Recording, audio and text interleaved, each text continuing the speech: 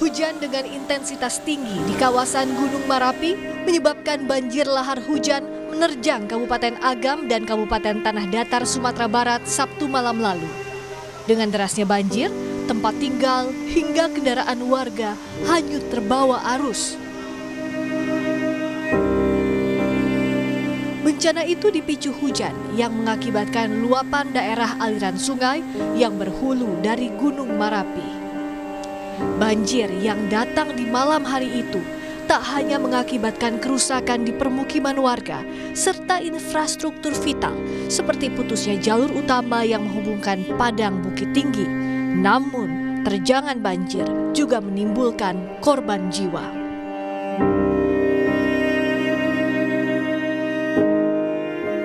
Warga yang selamat dari musibah itu bercerita, hingga kini masih dalam kondisi terguncang menghadapi musibah terjangan lahar dingin yang terjadi secara tiba-tiba. Namun, perlahan warga mencoba ikhlas sambil menunggu waktu yang tepat untuk kembali dari tempat tinggal sementara bertahan di pengungsian. Kami mungkin shock, jadi sekarang itu karena kita posisi lagi berduka, memang menyiapkan mental lah. Betul-betul keikhlasan, betul-betul ikhlas, seikhlas-ikhlasnya. Di tengah bencana, warga bergotong royong membersihkan puing hingga coba mencari sanak saudara dan kerabat. Hingga kini, tim SAR gabungan fokus untuk menyisir daerah terdampak guna mencari korban hilang. Antara lain lewat pendataan dan pemetaan untuk menentukan titik-titik yang terindikasi terdapat korban. Hingga Senin siang, 41 warga tercatat meninggal dunia dan 17 hilang. Tim Liputan Kompas TV.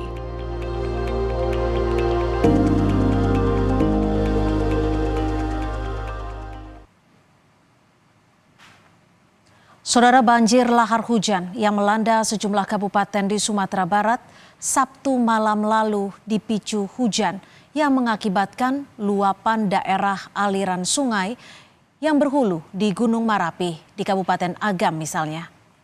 Korban ditemukan antara lain di Kecamatan Sungai Pua dan Canduang serta Ampek Koto. Limpasan banjir ini menerjang Nagari Buki, Bata Buah, Canduang. Sementara di Kabupaten Tanah Datar, kecamatan yang terdampak antara lain Kecamatan Sapuluah Koto, Parambahan, Kecamatan Batipuh, Pariangan, Kimakum, dan Sungai Tarap. Banjir bandang di wilayah ini dipicu luapan Sungai Malana yang berhulu di Gunung Marapi. Hingga sore ini tercatat 43 orang meninggal dunia, sementara 15 orang lainnya masih hilang. Korban terbanyak ada di Kabupaten Agam 19 orang, Kabupaten Tanah Datar 14 orang, dan Padang Panjang 2 orang. Dahsyatnya banjir lahar hujan yang terjadi pada Sabtu malam lalu membuat sejumlah titik terdampak. Lalu seperti apa kondisi terkini? Sudah ada jurnalis Kompas TV Rio Yohanes di Tanah Datar. Rio, bisa Anda gambarkan seperti apa kondisi terkini di Tanah Datar? Apakah proses pencarian korban masih berlangsung, Rio? Ya, Cynthia, hingga pukul 16 ini proses pencarian korban di daerah Kabupaten Tanah Datar masih terus berlanjut. Seperti SOP yang selalu diterapkan oleh Basarnas, itu baru akan membuktikan nanti. Dan sejauh ini dari pencarian hari ini itu tim SAR gabungan berhasil menemukan 6 orang lagi korban di Kabupaten Tanah Datar. Korban ditemukan dalam kondisi meninggal dunia. Dan dari penambahan jumlah 6 korban ini, total saat ini jumlah korban di akibat terjangan banjir lahar Gunung Marapi ini sudah berjumlah 43 orang. Demikian, Cynthia. Rio, saat proses evakuasi atau proses pencarian korban, apakah ditemukan hambatan saat ini, Rio?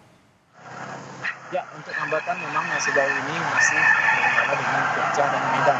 Seperti yang di daerah aliran sungai Marapi ini karena bibir sungai terlalu lebar dan juga arus deras, cadat-cadatnya besar dan juga ada cekungan yang ke dalam hingga 3 meter ketinggiannya. Ini sedikit menyulitkan petugas dalam melakukan penyisiran sepanjang aliran sungai. Dan menyikapi hal ini untuk menutupi kekurangan ini, tim SAR gabungan menambah jumlah personil.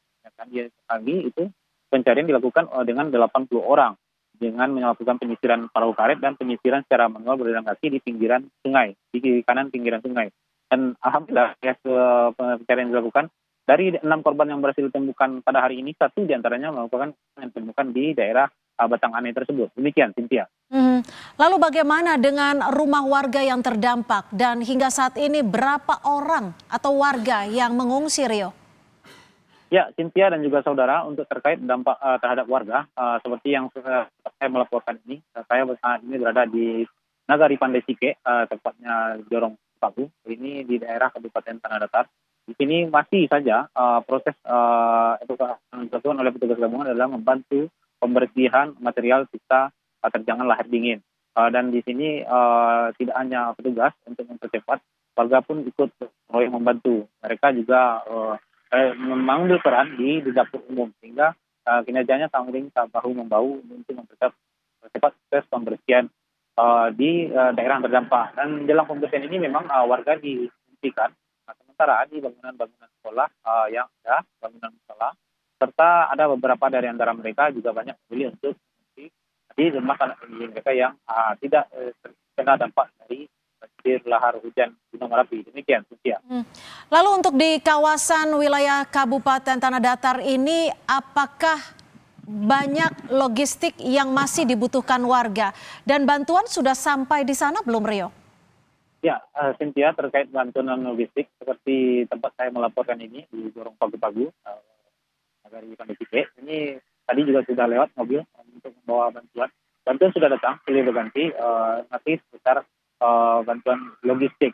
Dan tadi saya lihat masih satu mobil pickup yang masuk ke daerah ini untuk membawa kasur untuk keluarga yang mengungsi di bangunan fasilitas umum.